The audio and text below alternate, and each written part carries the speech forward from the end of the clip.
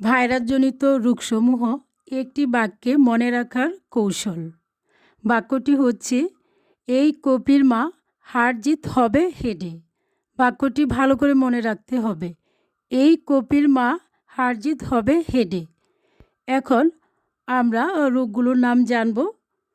এতে এইডস, ইতে ইনফ্লুয়েঞ্জা, কতে করোনা, পতে পোলিও, মাতে মাম্পস, হাতে হারপিস, বর্গীয় জতে জলাতঙ্ক, হতে হাম, বতে বসন্ত, হতে হেপাটাইটিস, ডতে ডেঙ্গু। এর পরের ভিডিওতে তোমরা ব্যাকটেরিয়াজনিত রোগসমূহ মনে রাখার কৌশল জানতে পারবে।